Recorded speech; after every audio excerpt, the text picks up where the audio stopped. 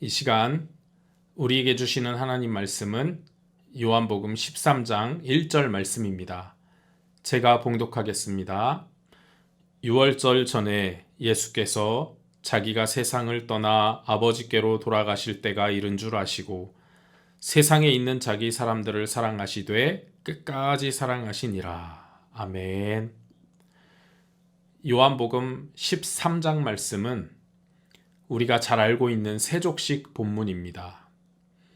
예수님께서 제자들의 발을 씻어주신 사건이죠. 오늘날 우리들도 특별한 행사나 순서가 있을 때 예수님을 따라서 이 세족식을 하기도 합니다.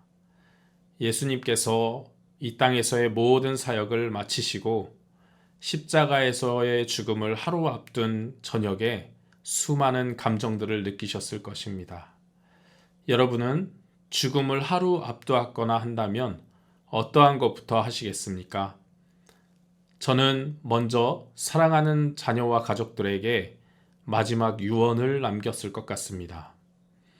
예수님께서는 하나님의 아들이신 신이시지만 동시에 완벽한 인간의 모습으로 이 땅에 오셨습니다.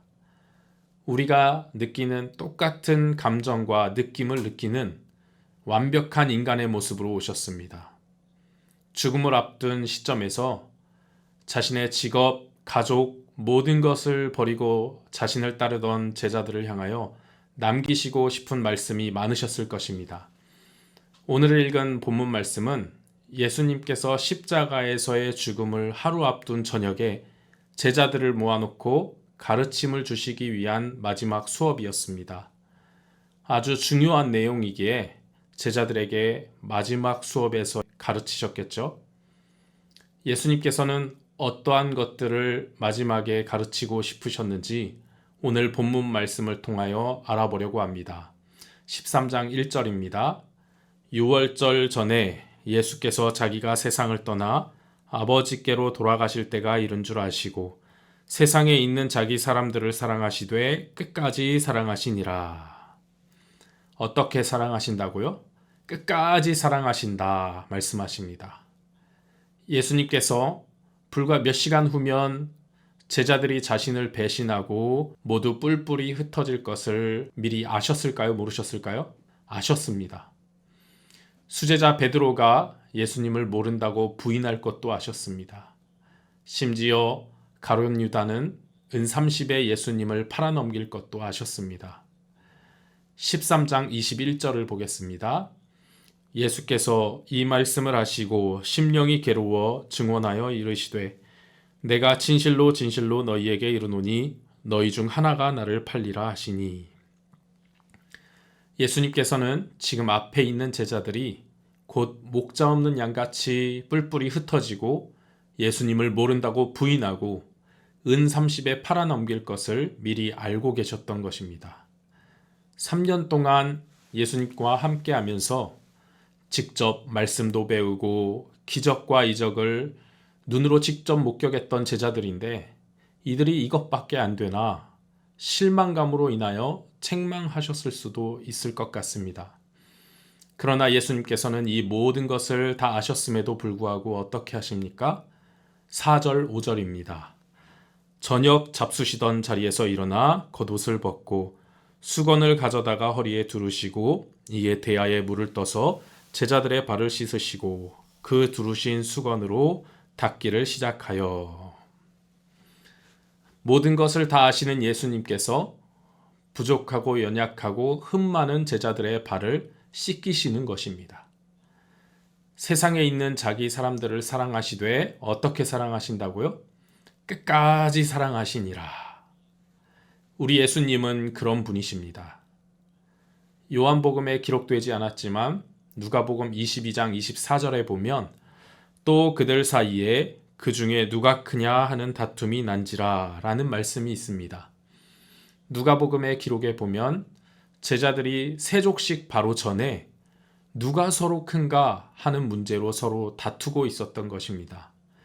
예수님의 죽으심과 피 흘리심을 기념하는 성찬식이 제정되는 순간에도 제자들은 서로 누가 큰가 하는 문제로 다투고 있었다는 것입니다. 제자들이 예수님에 대해 오해를 하고 있었죠. 예수님께서 이스라엘의 정치적 왕이 되셔서 로마를 물리치시고 옛 다윗 왕국의 명성을 되찾을 것이라는 기대를 가지고 있었습니다. 그래서 예수님께서 로마를 물리치시고 왕이 되실 때 서로 더 높은 자리를 차지하기 위하여 누가 더 큰 자인가 하는 문제로 다투고 있었던 것입니다. 예수님은 이 세상에 오신 목적에 대해 이렇게 말씀하셨습니다. 마태복음 20장 28절에서 인자가 온 것은 섬김을 받으려 함이 아니라 도리어 섬기려 하고 자기 목숨을 많은 사람의 대속물로 주려 함이니라. 섬김을 받으려 함이 아니라 자기 목숨을 내어주기까지 섬기러 왔다고 말씀하셨어요. 그러나 제자들은 이 말씀을 깨닫지 못하고 서로 누가 큰 사람인가 다투고 있으니 예수님께서 얼마나 마음이 아프고 무거운 마음으로 그 심정으로 바라보셨겠습니까? 그러나 그들을 끝까지 사랑하시는 예수님께서는 제자들을 질책하기보다는 아무 말씀하지 않으셨습니다. 그들이 어떻게 사랑해야 하는지 행동으로 보여주신 것입니다. 만왕의 왕이시며 선생 되신 예수님께서 직접 제자들의 발을 씻겨 주신 것입니다.